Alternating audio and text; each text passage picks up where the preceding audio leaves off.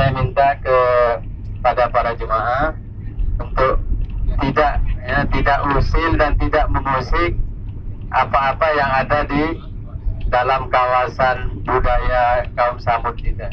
Karena ini seperti Pak Ustadz tadi bilang, ada perlindungan dari UNESCO.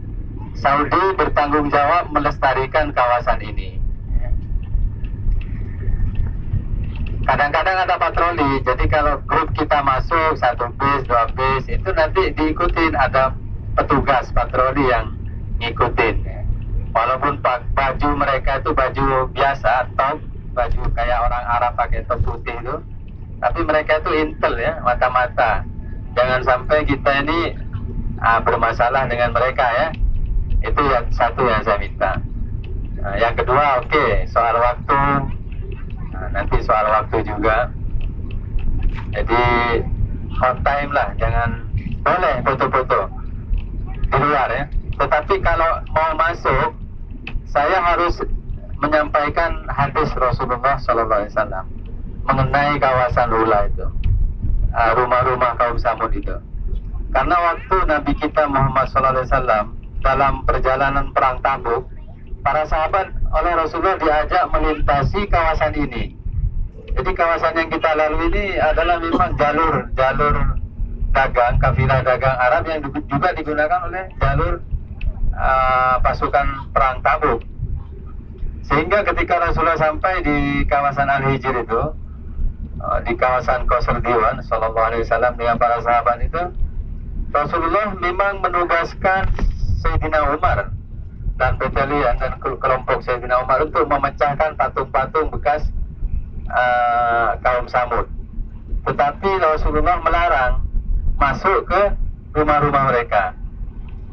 Begini hadisnya yang diriwayatkan dari Imam Muslim.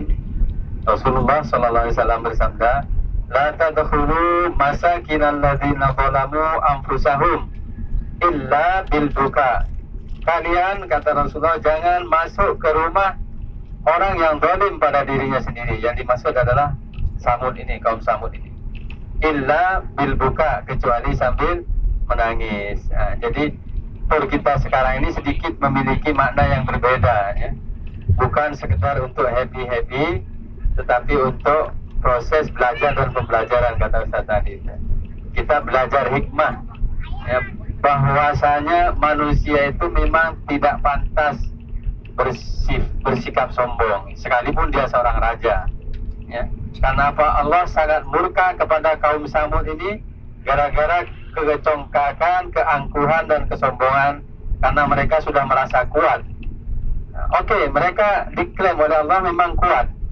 Ada dalam ayat yang lain pada surat di Al-Quran itu, hal ataka hadisul junud, kalau nggak salah di surat Al-Hijr ya.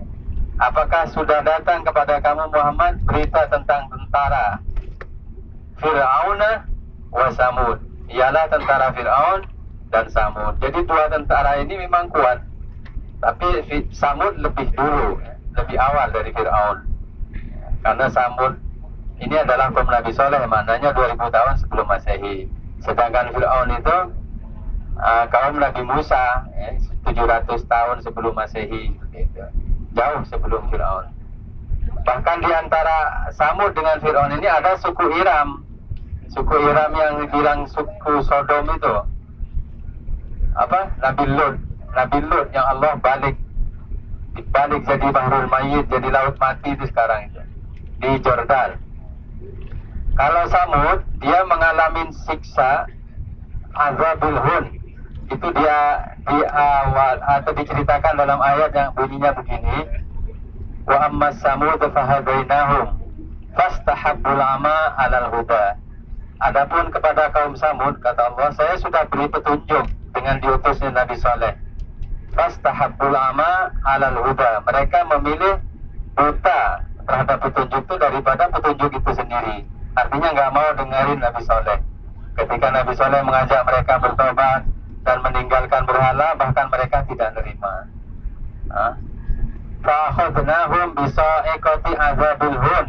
Maka saya ambil mereka, saya punahkan, kata Allah itu.